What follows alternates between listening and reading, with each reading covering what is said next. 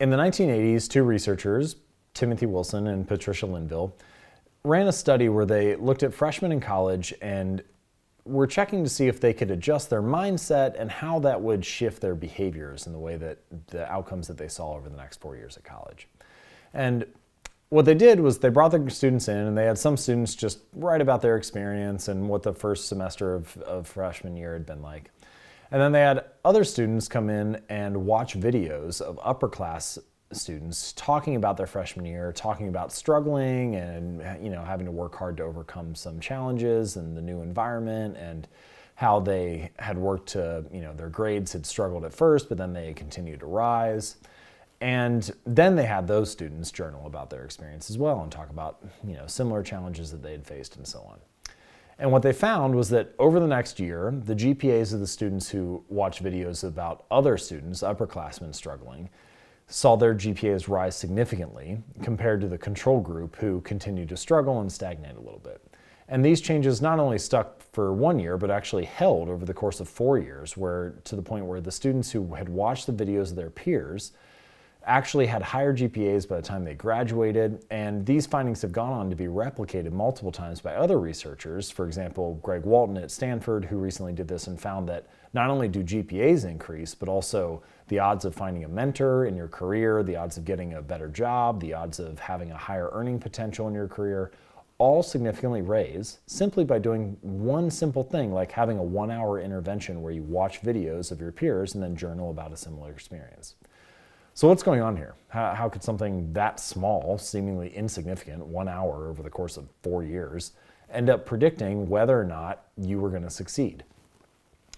Psychologists call these interventions, or mindset interventions, and they've gone on to become quite popular. For example, Carol Dweck out of Stanford University has published a book about growth mindset versus fixed mindset, which is another variation of these mindset interventions, which says that if you assume your abilities to be fixed, as in I have a fixed level of intelligence or a fixed level of ability, then you're less likely to succeed as if you assume your abilities have some growth-related aspect to where, yes, I'm not good at math now, but if I work quite hard at it, then I can become better. That's a growth mindset. And Dweck has found that the growth mindset has led to significantly different behavior and outcomes compared to students who have a fixed mindset, regardless of what type of genetic ability they were born with. So again, in the previous lessons, we were talking about shifting from between person behavior to within person behavior, where we're judging ourselves based on where we were previously and how we can get the most out of our genetic potential, rather than comparing ourselves to other people's genetic potential. And mindset is the perfect example of that, of where we shift to this internal dialogue and think about how can we rearrange our mindset to get the most out of what we have available, to capitalize on the genetic gifts and abilities that we have so that we can build better habits, improve our performance, and otherwise, achieve more success.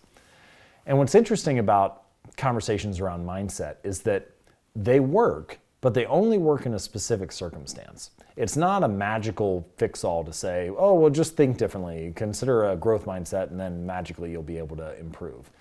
In fact, what we find is that mindset interventions work best when they're in an environment where resources are available but are untapped. So take, for example, schools, which is where many of these studies take place.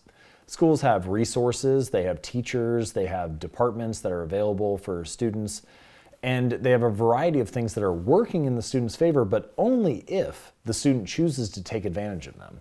And this is the big thing about mindset interventions. It's like flipping a switch on a light grid. You need all of the grid to be laid. You have to have the electricians, you have to have the framework and the infrastructure, but once the infrastructure is there, you can just flick a switch and all the lights turn on in the city block. And this is how mindset interventions work. By having a small shift in mindset, you suddenly can capitalize on all the resources that are available to you. And so that's the power of some of these interventions, like, for example, those done by Linville and Wilson in the 80s on the freshman students.